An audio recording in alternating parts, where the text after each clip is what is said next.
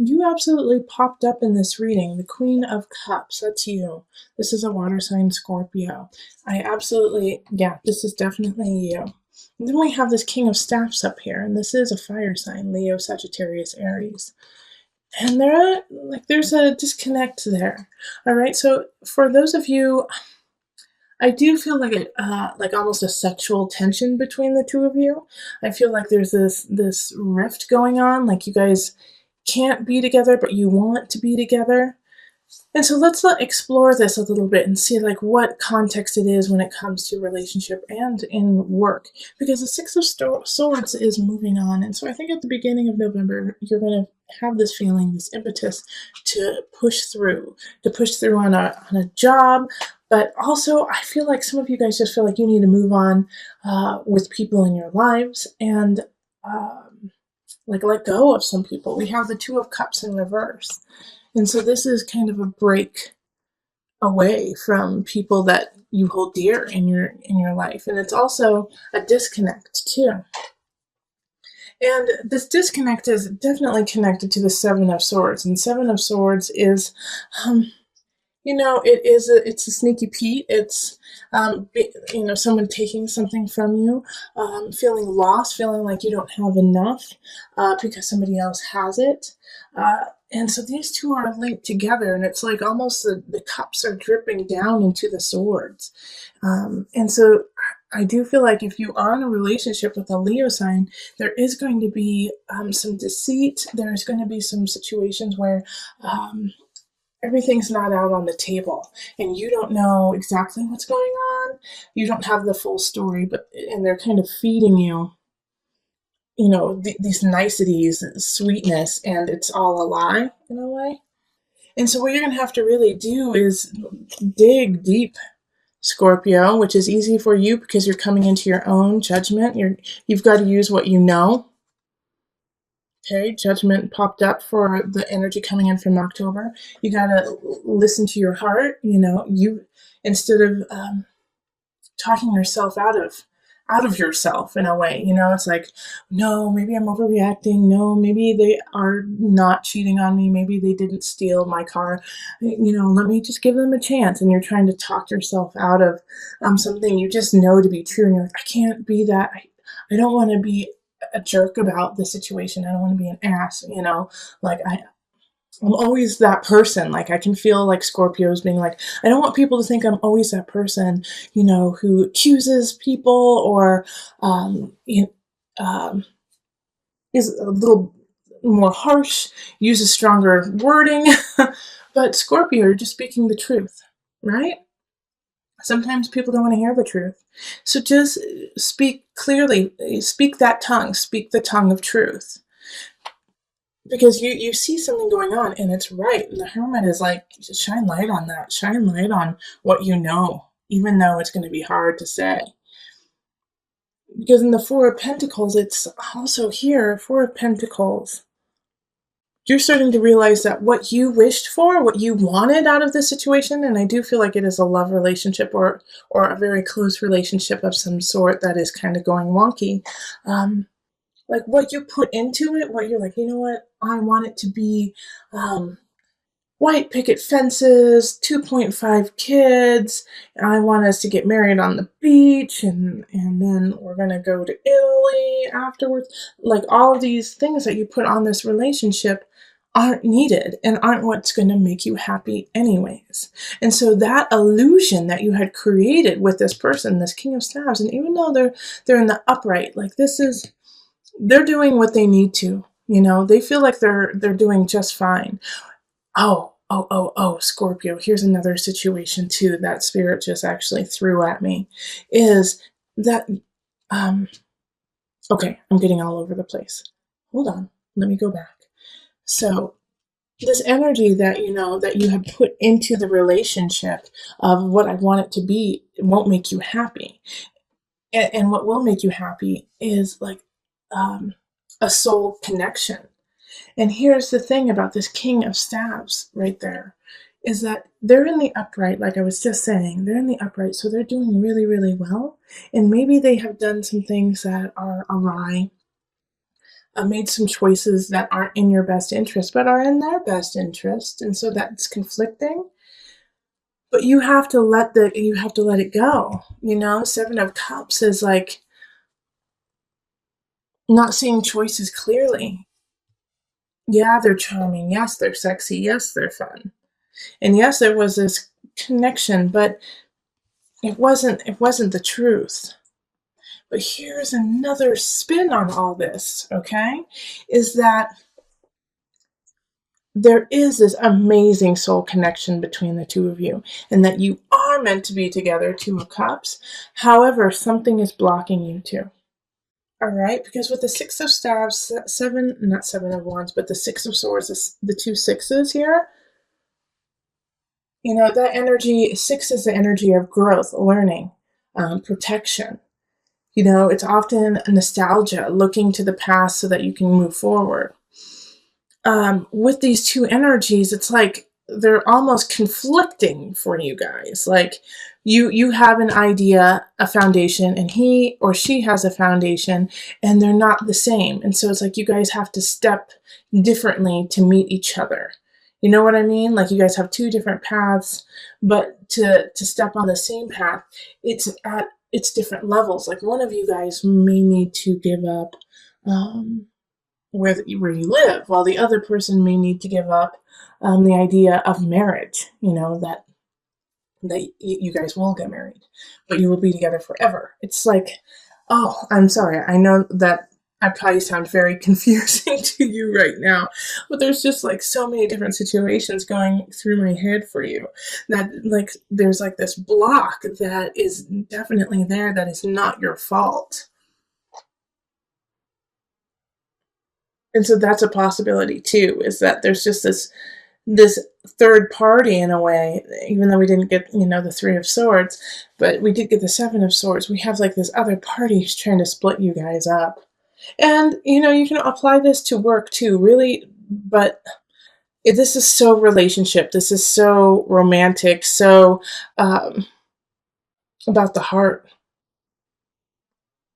Okay, yeah, but and then we have these two fours here, and that's hard work, achievement, stability, and they're in the reverse, which is really interesting there too, because it's like all the work that you've put into it isn't helping you out because it's just not the right situation. There we go. That's what it is.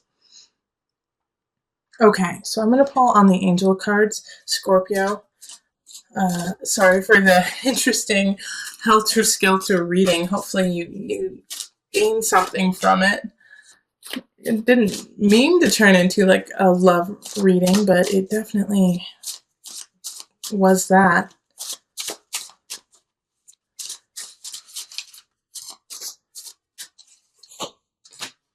Okay, river, surrender. Another sign got this. I'm not sure which one, but another sign did get this. Surrender. And I didn't read the book for them because it just didn't feel like that sign needed it, but I am going to read it for you because I'm getting called to, that there's something in there that you guys need to hear. Now, these cards are actually based on mothers, but that's why I love it, is that we all nurture and we all have a mother within, so come at it from that perspective. All mothers are well versed in going with the flow. Do you bend or do you break? For some, flexibility may come easily. It is a practice in shape shifting. For others, it can feel like a relentless assault on one's sense of self.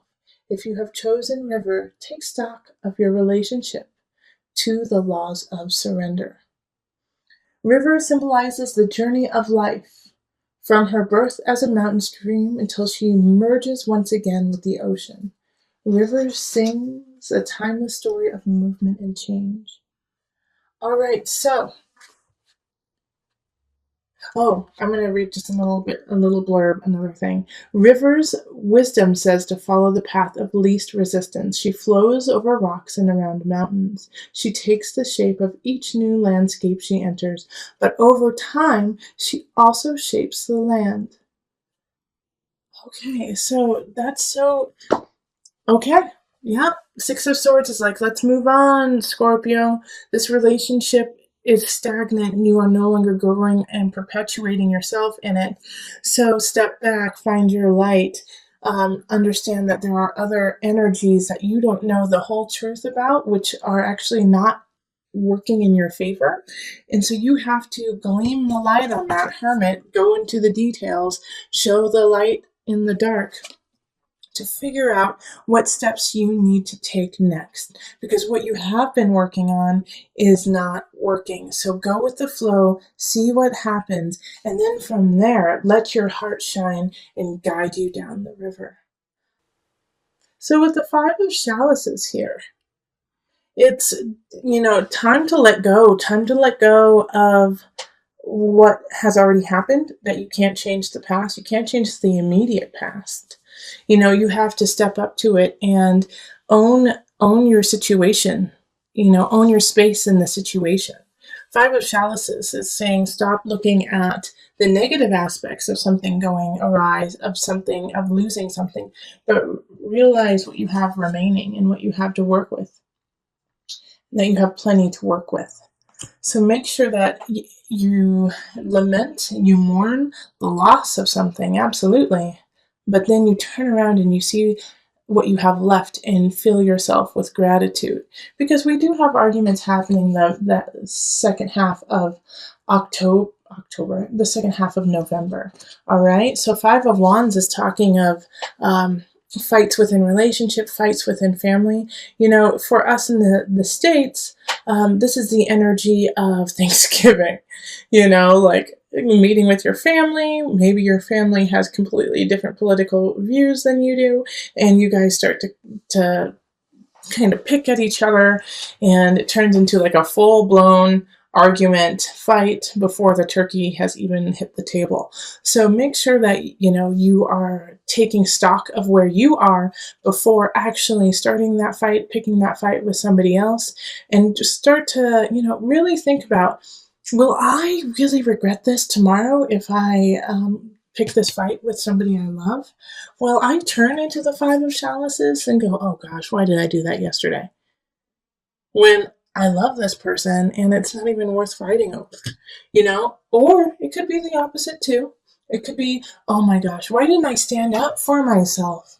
Why didn't I, say, gosh, what you're saying is totally wrong and I don't appreciate it and I find it disrespectful. Why didn't I say that?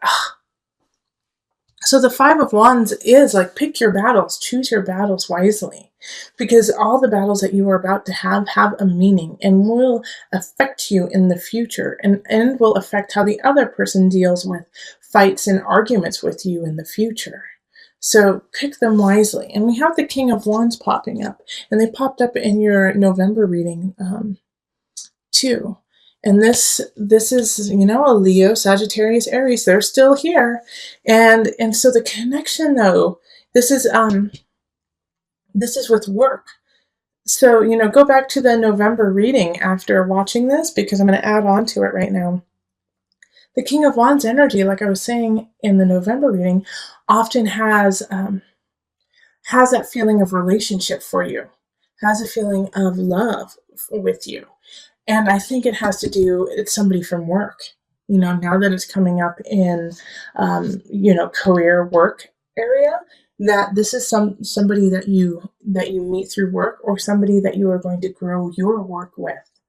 All right. So this is a very important person in your life, especially since they popped up twice now. Okay. So in the November reading, and then again now.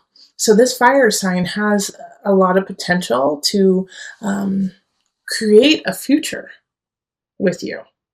And the reason why I say that is the Nine of Chalices right next to it. This is abundance, this is happiness, and this is in the sign of abundance, Scorpio. So Nine of Chalices is feeling really content and happy with how things are in some regards, and with abundance, it could be, financial abundance, it could be emotional abundance, it could be your personal abundance, how you feel about yourself.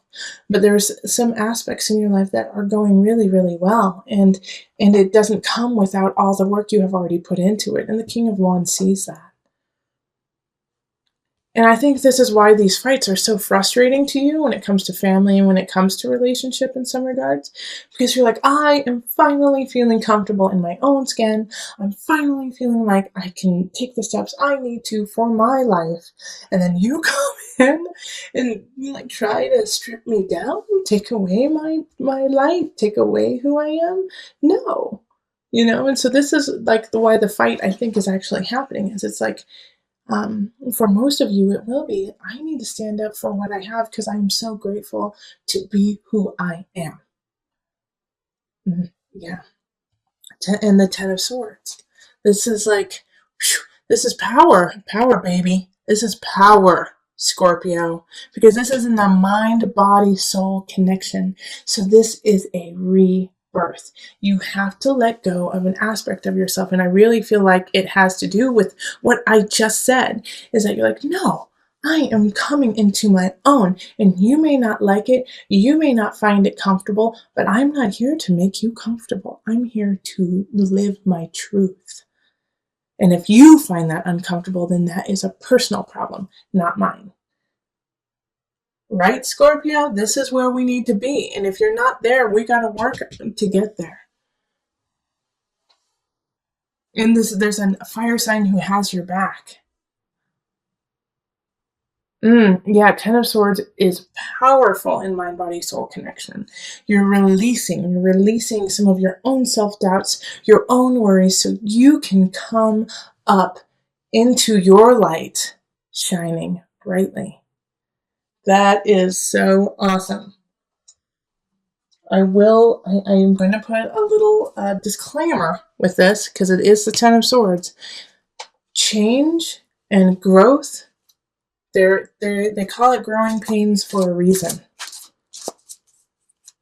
So don't back down if you start to get those growing pains, okay? You're just growing.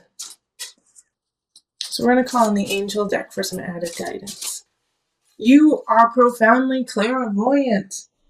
Trust what you see in your mind's eye as well as your physical sight, for your spiritual vision helps you with healing, teaching, and guidance. All right. Power, baby. Ten of Swords, you are profoundly clairvoyant. Letting go, rising from the ashes, stronger, better than ever. Listen to your intuition, listen to your heart, and the body will follow.